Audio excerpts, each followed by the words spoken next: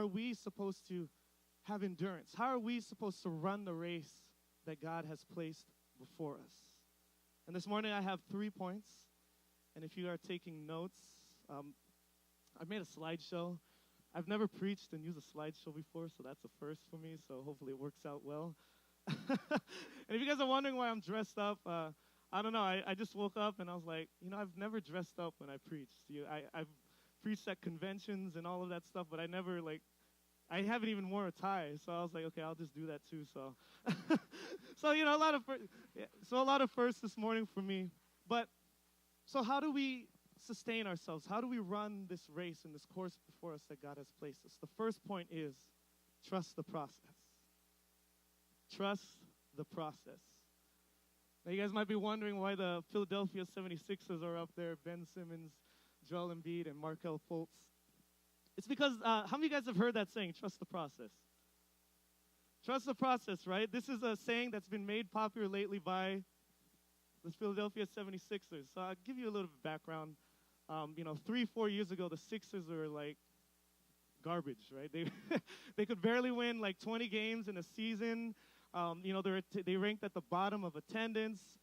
I think something like they lost over 10,000 season ticket holders because they just weren't good. This team was down in the dumps, kind of like my Sacramento Kings, but we're getting there. We're getting there. But, here was a team that, they weren't that good. They're losing season ticket holders. They're losing sponsorships.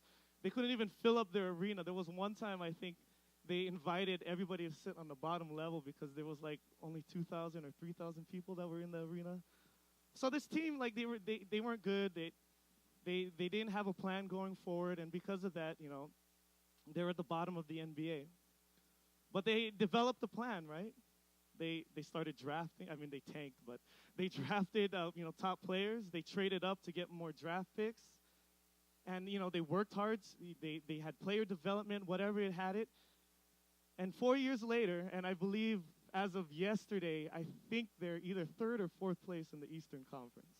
They're one of the most exciting teams to watch in the NBA right now.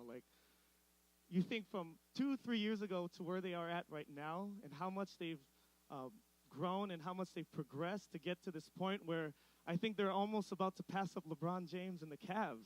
That's how good they are right now. But the thing is, they called it the process. Everything that happened from the draft picks, trading, training camps, whatever you have, player development, they called it the process. And look where they are now. Another good example, last year, the Houston Astros, and I think probably only Brother Harvey will get this reference, but the Houston Astros, man, they were at the bottom of the league for almost 20 years. They just couldn't win nothing. And over time, through draft picks and all that stuff, they won a World Series. The Warriors too, they drafted right, and look where they are now. And what do all of these references that I'm talking about have in common? It's that it took time for them to improve. It took time for them to reach their goal. It was a process. Great teams and things take time to develop and grow. Championships aren't won in one season. Now, in order for us to run this race, we have to understand that it is a process. It's going to take time. It's going to take effort in order for us to reach the goal. Tell your neighbor, trust the process.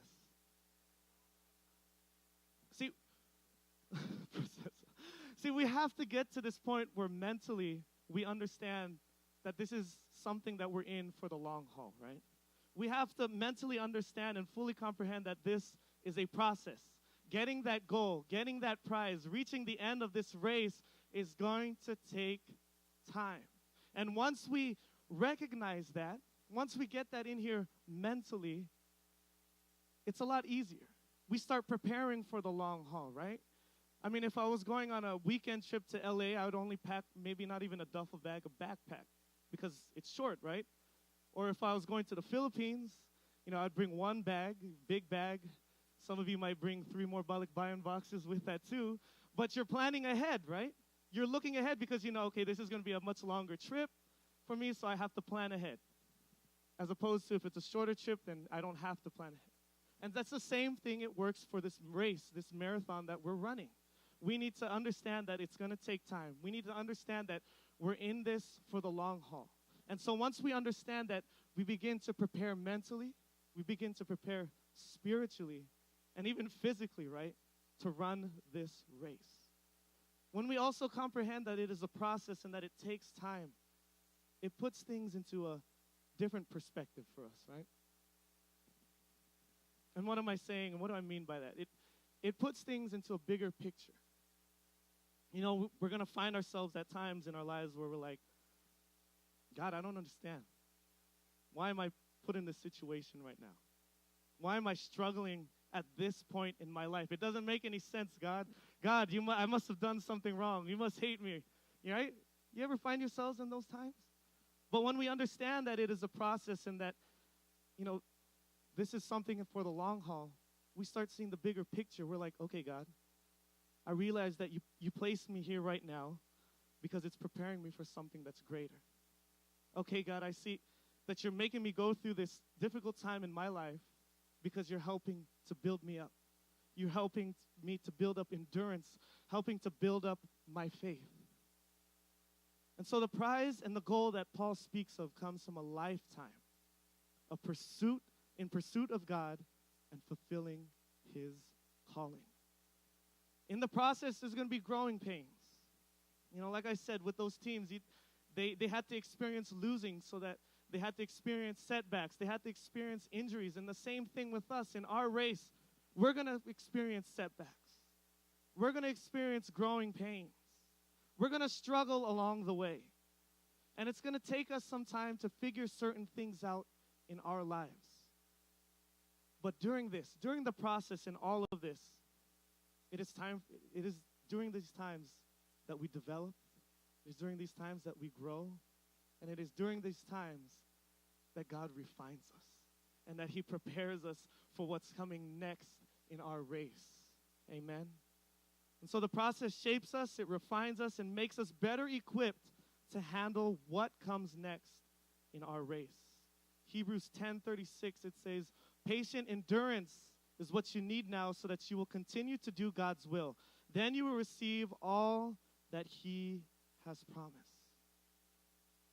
So it speaks to us about the need of building endurance. And like what I said, in order to last long distances in a marathon, we need to have endurance. And in Hebrews, it tells us we need spiritual endurance, which leads me to my second point, which is hit the gym. Tell your neighbor, hit the gym. You might get in trouble for saying that. If you're sitting next to your wife, don't say that to her or your husband. Don't say it to Jim Boy's Tacos, yes. Hit the gym. Now, you see the picture up here is one of my favorite movies of all time. If you're young, maybe you haven't seen it, but if you're seasoned, yeah, Yo Adrian, right? This is Rocky, if you guys have seen Rocky. And one of my favorite scenes of all time in cinematography is that, you know, the first Rocky when he's training, right, for his big fight. And you know that dun dun dun dun dun dun dun dun dun dun, and he's like running through Philadelphia. He's in a meat locker beating up I don't know what it is, like the meat hanging there, and then he ends. He's running up the thing, and he's going like, yeah, right. You know, during that time, Rocky was preparing himself, right? He was training for his big fight ahead of him.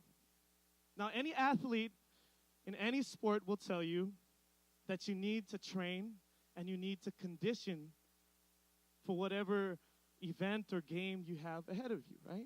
That's a necessity for any athlete. You know, you have to hit the gym. You have to do weights. You have to build up endurance. You have to build up speed. And so it is essential for any athlete to hit the gym. It involves exercising. Now, they do this to what? Stay in shape. They do this so that they can grow stronger, so that they're at their best state physically, right? I mean, can you imagine an athlete that doesn't go to the gym? And I mean, like me, like I know I'm skinny, but that doesn't mean that I'm fit. But, you know, like if you don't even go to the gym and you tried to, you know, do run around the track once, you'd probably be like, right? You're not there because you're not physically fit. Now, In the same way that an athlete needs to be physically fit to endure a game or endure the race ahead of them, we as Christians need to be spiritually fit. Amen. Only when an athlete is at their best state physically can they succeed.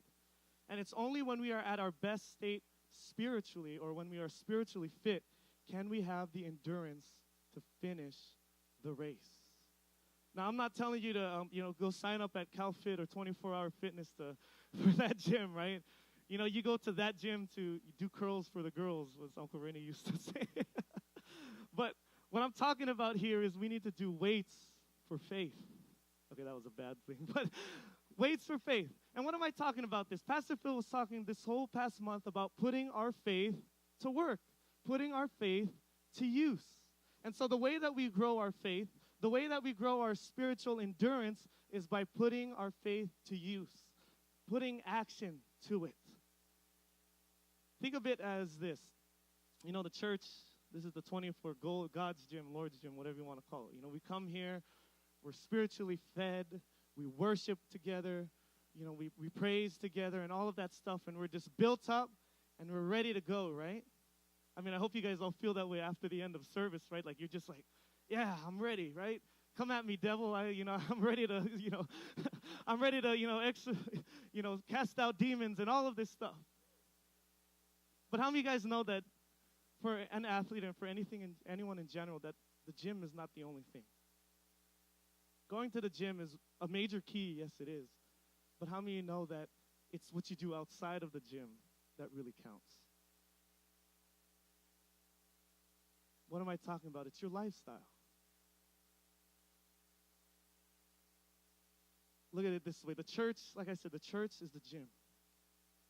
It's what we're doing once we walk out of these doors that really counts. It's what we do when we walk out of these doors that's either going to make or break us in this race. Now, if I was training for the Boston Marathon and I'm, training in the gym or training outside or whatever, and then I was to, after every training session, I go out to, Golden Corral. I haven't been there in a while, but Golden Corral, right? After every training session that I had, and I went to Golden Corral, and I'm just eating and eating and eating, what does that do? Is that going to help you? Is that going to help you in your physical state to be physically fit? No. I have an illustration. Where's Aaron? Aaron, if you can come up here.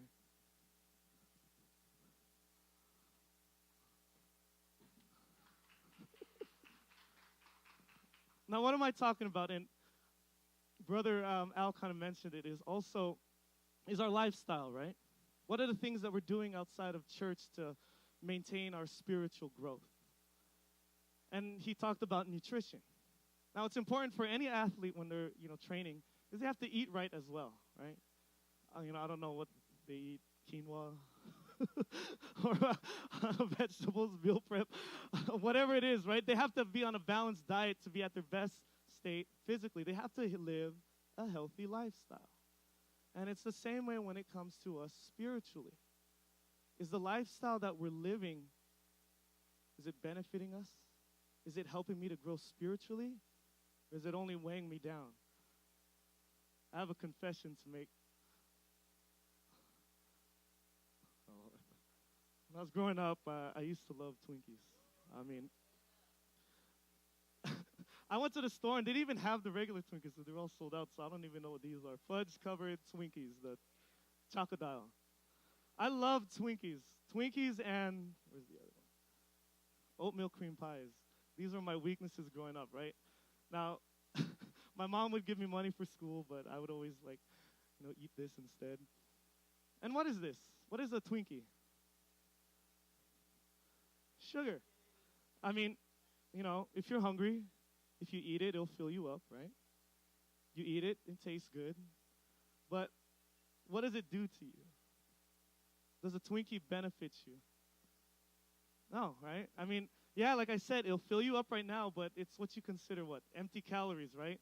Things that it's not gonna help you nutritionally, but hey, it feels good, it looks good. I mean, look at the packaging. Look at how happy the Twinkie looks in his cowboy hat, right? With the chocolate over there. Man, it looks good, right? And so Aaron represents us. We're running the race, right? We're running the race. And what I'm talking about here is this is junk, right? This is junk. It looks good, it's appealing, but it does nothing for us. It makes us feel good for a second, but is it helping us, right? Okay, let's see. Aaron's running our race. I'm going to lie to my parents that I cleaned my room. Right? Should I listen to elevation worship, or should I listen to one of those rappers I can't even understand what they're saying, right? And I'm not saying Aaron does all these things, but just use this example, right? You know, youth night, Bible study, or hang out with my friends who are up to no good. My parents aren't home, so I'm going to give in to pornography. It's my birthday, turn up. It's my friend's birthday, turn up again. God's calling me to give this to, to help out and to donate my time, but, I don't want to do that because this is my time, right? God, you're calling me to pray. God, you're calling me, I know you want me to pray here at the end of youth night. I know you want me to pray for somebody, but no, it's okay. Pride, lust, greed, and everything else that we take. Look at everything else that we give into, everything else that we ingest in our life. Now, what happened to Aaron? Is he still running? What happened to Aaron? Is he still going on course? What is he right now? He stopped, right? Church, sorry, I didn't mean to throw it all at you. What am I trying to get at here? Is that we have spiritual Twinkies in our lives. We have spiritual junk that we are ingesting. Once we leave these four walls, we are ingesting spiritual junk. Things that aren't beneficial to us spiritually. And look, from this example, what did it do to Aaron? Did he stop running the race? He did. And just like this thing, when you eat too many Twinkies and oatmeal pies or whatever these are, it makes you fatter, right? And it turns into a couch potato and makes you lazy. And instead of running, I can't go on anymore because I'm just not physically fit anymore, right? Hebrews 10:36.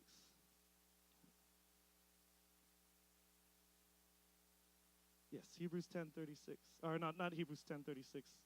1 Corinthians 9:24 to 25 says, "Don't you realize that in a race everyone runs, but only one person gets the prize? So to run to win. All athletes are disciplined in their training.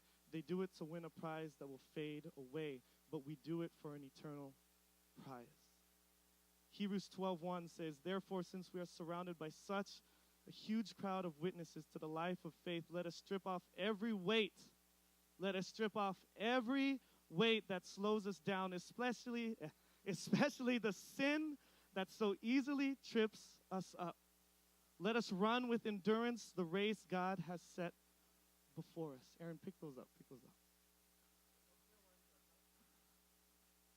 See, the spiritual junk that we give into, it weighs us down, right? And you see Aaron's tied down. He can't run anymore. But what we just read, it says, strip those things from us, right? Throw them away. Go on a diet. Stop giving in to sin. Stop. Now, Aaron, try run again. Try run. Thank you, Aaron. You can sit down. Thank you, Aaron. I was going to use Landon, but he's not here. But do you see that, church? Do you see how important it is for us to live a healthy lifestyle spiritually? You see the importance of not giving in to this junk that the world and the enemy throws at us. I mean, it looks good, right? It tastes good. It looks like, like, hey, oh, this is what I've been craving. But just like a Twinkie in real life doesn't benefit you in any way, only just maybe for a second. The things that we give into in our lifestyle outside of church, it can either make or break us. And, like I said, when we eat too much junk food, we get fat. I don't know if that's politically correct to say anymore. We get big, right? But we get lazy. We turn into a couch potato, and before you know it, you don't realize it, but you're just sitting on the couch. You've given up the race. You've become distracted because while you're running, you're picking up, ooh, a Twinkie, ooh, a Twinkie, ooh, $1. So church, it's important for us to not only hit the gym, coming to church, coming to youth night, coming to Bible study, but it's important for us to live a lifestyle that is going to benefit us in our race. And what am I talking about? It's choosing the things of God over the things of this world. And so if you have those spiritual Twinkies that you're holding on to, throw it away. Paul says, cast those things aside, strip those things away from us, because what are they doing? They're doing nothing but harming us. They're doing nothing but slowing us down. If it's not helping you grow spiritually or strengthen your faith, it's only serving to slow you down and to throw you off course. We set ourselves up by failure by living a worldly lifestyle and not living a lifestyle that is healthy for our spiritual growth. And so get rid of those spiritual Twinkies. Get rid of that junk in your life. And I'm telling you, you'll be able to run a lot more. You'll be able to get back up. You'll be able to start running that race that God has placed before you again. And what am I talking about? What is the junk? Like I said, it can be the music you're listening to, the lifestyle choices, habits, even relationships. I mean, the last part of Hebrews 12:1 says, or the first part says, since we are surrounded by such a huge crowd of witnesses to the life of faith. And what Paul is talking about here is that, great people of faith are cheering us on. And, when you're competing in, whatever it is, doesn't it feel nice to have people in the stands that are cheering you on? I mean, isn't it nice to have people like, yeah, you can do it. You're number one. Refs, you suck, right? But, people in the stands that are going to be cheering you on. And that speaks to the importance of relationships as well. Are the people that we have in our lives, the people that we associate with, the people that we hang out with, are they cheering us on? Are they helping us along? Are they encouraging us to keep running the race of faith? Or are they only serving to distract you? Are they only serving to, pull you off of that course and say, hey, come here, this is a lot better. Hey, don't focus on that prize, that's dumb. What the world has, what we have is a lot better. And so it's all of these things, church. It's using our faith. It's living a healthy lifestyle. It's ingesting things in our life that are going to benefit us spiritually. It's surrounding ourselves with people who have the same manner, the people who are running the race with us faithfully as well, people who are there encouraging us. It takes all of those things. And the last thing I want to touch upon in my second point is part of training for an athlete is recognizing when to take a break, right? I mean, I've seen, like basketball game and all of that where, they stretch a player and they're playing like 45 minutes out of the 48. And what ends up happening, towards the end of the game, they're slowing down, they're struggling, they can't shoot the basketball anymore. Why? It's because they're tired. And part of training, part of conditioning for the marathon is also recognizing when you need to take a break, when you need to rest. And I'm not saying like, take a break completely and, but, we have to recognize that there are times in our lives where we just need to take a step back, recuperate, regain our energy, regain our focus, and then go back in. Amen? So Tell your neighbor, stop eating Twinkies.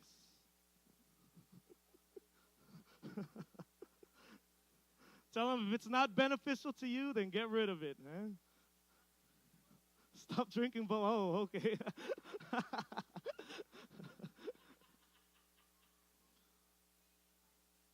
And I'm on my last point here. Point number 3. Championship mindset. Championship mindset. But championship mindset. Now, some of the greatest athletes that, we've ever seen. Michael Jordan. I don't like saying it, but Kobe Bryant. LeBron James. Muhammad Ali. All of these things, right? Jerry Rice. Joe Montana. Can't forget about that. What do all of these athletes have in common? They have the championship mindset. I have a picture of Michael Jordan up there, but championship mindset, it's not, but what is a championship mindset? There it is. A championship mindset is a mindset that never quits, that has the will to win, and pushes through all the pain and competition to reach their goal. Now, as much as he, ruined my childhood and made me, hate the Lakers, Kobe Bryant was probably one of the best basketball players I've ever seen play. And, the thing is, what does it mean, right? No matter when you lose, he kept going on, right? No matter what he faced in his career, he kept going on. He had this mentality where he just had to win. They called it Mamba mentality, but that's a mentality that we need to have in order to finish the race before us. Rocky said this, Rocky Balboa, yeah. He said, every champion was once a contender that refused to give up. And all of these examples that I gave you, they suffered setbacks. They suffered losses. They suffered tough competition. But in their mind, they never lost focus. In their mind, they never took their eyes off of winning that prize. In their mind, they never lost sight of that. And when we look back at our key verse in Philippians, this was written by who? The Apostle Paul. Now, I don't think there's any person in the Bible that did so much for the ministry and for the church than the Apostle Paul. I mean, besides Jesus, but, the Apostle Paul, right? He was a man that, he persecuted Christians. He killed them. He threw them in jail. And to see that life change and what happened after, he became Paul from Saul was that his mindset changed. He had that championship mentality. Now, when Paul wrote these words in Philippians, he was in jail. Right? Paul was in jail. I mean, I don't know what I would do if I was in jail. I probably wouldn't write. I'd probably, I don't know what I'd do. But he wrote these words while he was in jail. Now, think about that, right? Here's Paul serving God in the ministry, going on mission trips and all that. And what happens? Get thrown in jail. I mean, mentally for me, I'd probably be like, man, what's up, God? You called me to do this, so you throw me in jail? But Paul says this, and the words that stand out is, I press on. I press on. I might be in jail right now, but I press on. I might be shackled down right now, but I press on. I might have been taken off of my ministry for now, but I press on. This was Paul saying that, no matter what I face, no matter what opposition might come my way, that's not going to stop me.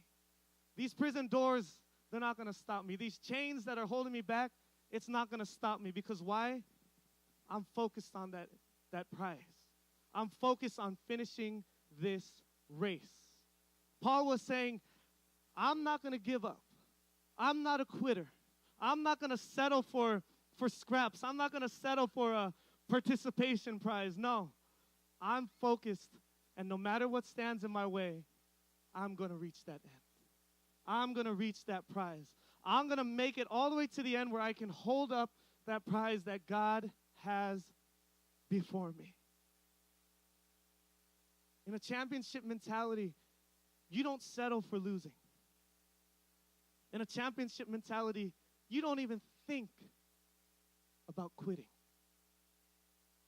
Everything that you do, everything that you are, everything about you is about winning that goal. And that is the mentality that the Apostle Paul had. And if we want to be able to finish the race that God has placed before us, if we want to be able to reach and gain that prize that God has for us, we need to have that same mindset, church. And from the life of the Apostle Paul, one thing is clear. We're going to face opposition, right? We're going to face competition. And what do I mean by competition? We're not racing, against each other. We're not like, oh, I'm going to get there first. No, your fellow believers are not your competition. The competition are the spiritual battles that we're going to fight and the struggles along the way. And when I look at, I love studying the life of Paul. And with Paul, everything happened to him, man. Like, he got attacked by a mob. He got thrown in jail how many times? So if you watch Cops back then, you would see Paul on there all the time. He got shipwrecked. He got bit by a snake. All of these things happened to him. Yet he didn't quit. He didn't quit. He didn't even think about that for a second. He was like, I'm still going to go on. And for us, we face even the smallest opposition, the smallest struggle, the smallest trial in our life, and we're just like, forget it. It's not worth it for me. It's not worth me losing sleep over. It's not worth me going crazy, getting white hair on my head over. I don't want to go on. But church,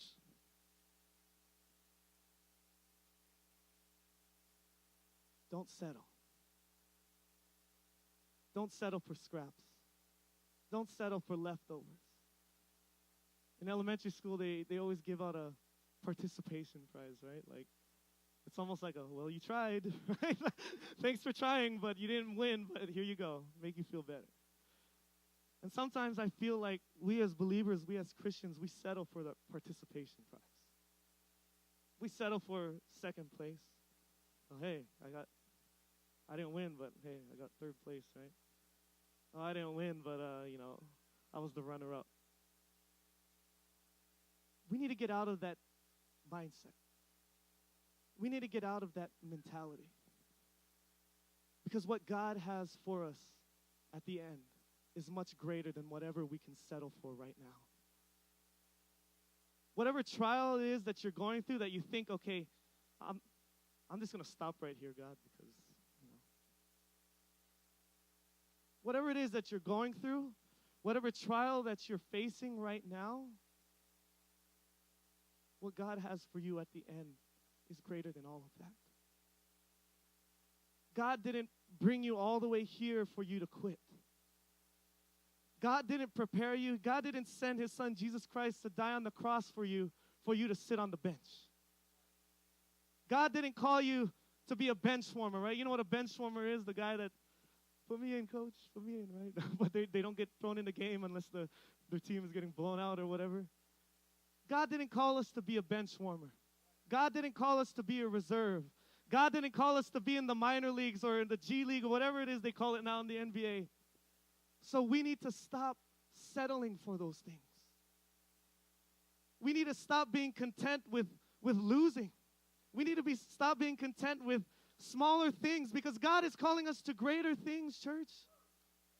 We need to have that championship mentality where there's one thing that is on our mind, and that is reaching the goal. Well, there is one thing on our mind, and that is living my life in pursuit of God and knowing that once it's over, when the Lord takes me home, I can stand before God and say, God, I gave it my all. So we need to stop settling. Stop throwing ourselves pity parties. Stop drowning in our sorrows. One thing is clear is that our race before us is not going to be all sunshine and lollipops or whatever you want to have it. It's not. From looking at the life of the Apostle Paul and everything that we've read is we are going to struggle. We are going to suffer setbacks. But it's what we do after that that really defines us and makes us, right? I mean, if we're going to dwell in our losses, well, guess what? That makes us a loser. If we're going to be content with, oh, I made it this far, God, I think I'll take a break here, then that means we're only content with being a bench warmer. But church, we need to have that championship mentality. That no matter what we face, no matter what the enemy throws our way, no matter how discouraged I might be, no matter how tired I am, no matter how much I want to give up in my life, I'm going to press on. I'm going to keep going because, God, I know there's something greater for me at the end. If the worship team could go ahead and come up. And as I said, as I kind of shared earlier, was that this was a hard sermon for me to put together. The preparation and even just mentally and spiritually was difficult.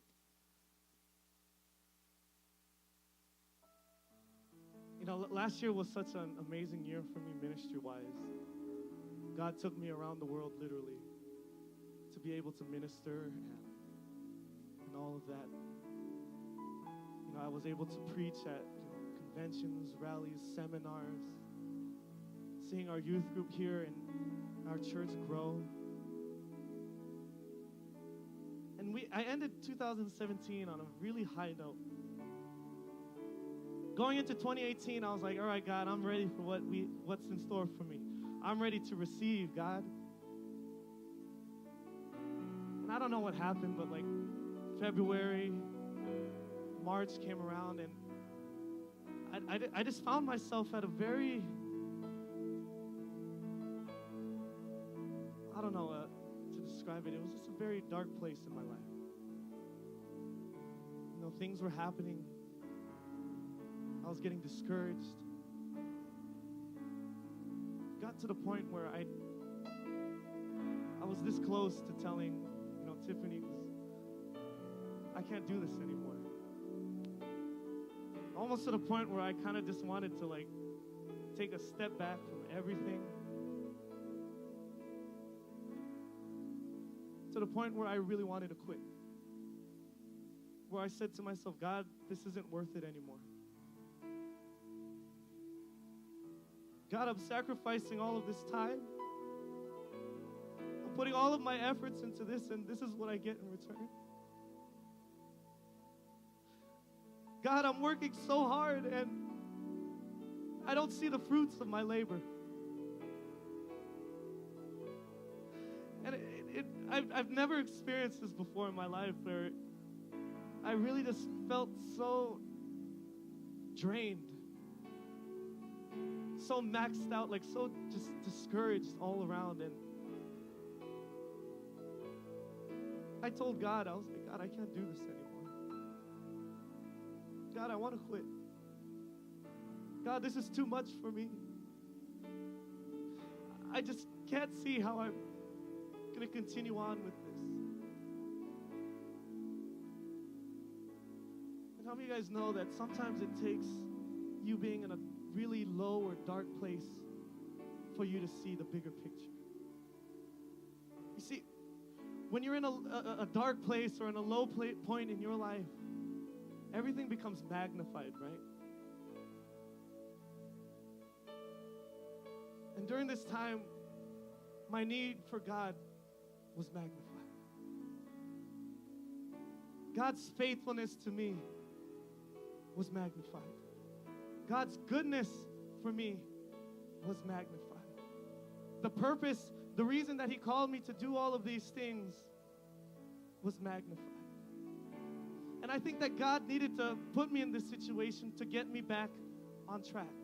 Because I was starting to rely on my own strength.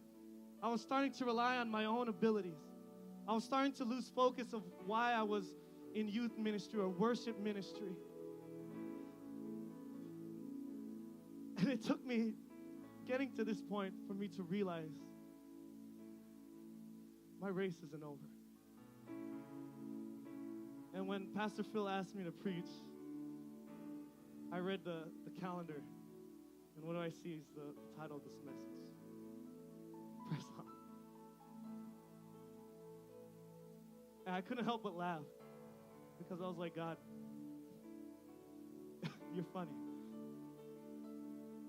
God, I didn't even look at the month of March calendar. Pastor Phil was just like, you're gonna do the last month. And I didn't even bother to look at the camera until the calendar until 2 weeks ago. And I was just like, press on.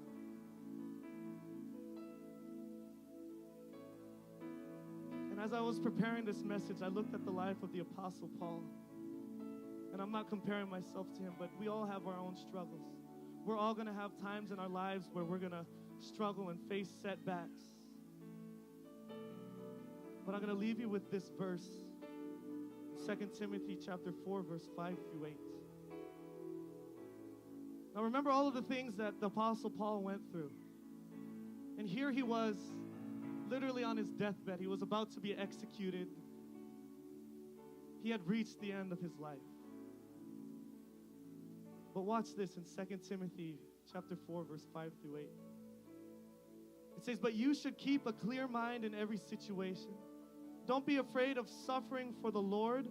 Work at telling others the good news and fully carry out the ministry God has given you. As for me, my life has already been poured out as an offering to God. The time of my death is near. I have fought the good fight. I have finished the race, and I have remained faithful. And now the prize awaits me, the crown of righteousness, which the Lord, the righteous judge, will give me on the day of His return. And the prize is not just for me, but for all who eagerly look forward to His appearing." We're going to skip to verse 17, and I love this right here. Chapter 4, verse 17, it says, "But the Lord stood with me. But the Lord stood with me and gave me strength so that I might preach the good news in its entirety for all the Gentiles to hear, and He rescued me from certain death." Through everything that the Apostle Paul went through, one thing was there, and that is that stood by Him. Through everything that we're going through this morning, church, remember that God is standing by you. I'm here to tell you and remind my own self, church. I know it's hard.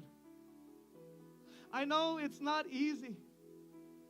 I know that it's easier for us just to give up, to throw it all away just so, because we can't bear the weight of this race. Because the competition before us seems too great. Because God, I feel discouraged. Because God, I don't know what to do anymore. But I'm here to remind you and myself to press on. Don't give up. Don't give up. Don't settle for losing. Don't settle for second place. Press on. And remember that what God has for you at the end is much greater than anything that you are facing right now. And as we end this service, I know we don't usually do this, But as I said, I feel like there's just such a heavy burden in this place that many of us have found ourselves exhausted. Many of us have found ourselves discouraged, and we want to quit. And one of the greatest tools that the enemy can throw at you, one of the greatest weapons that he can use at you, is making you feel like you're alone. Making you feel like you're running this race alone and that nobody else cares. So if we could all go ahead and rise up.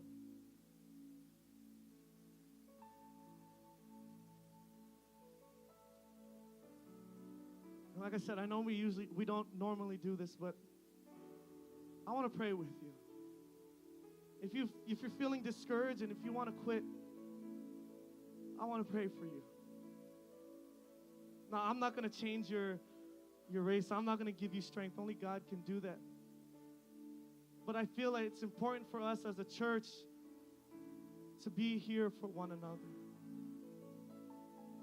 It's important for us as a church, as it says there, to surround ourselves with a great cloud of witnesses, people that are going to encourage you, people that are going to help you and pull you along and say, keep going, my brother.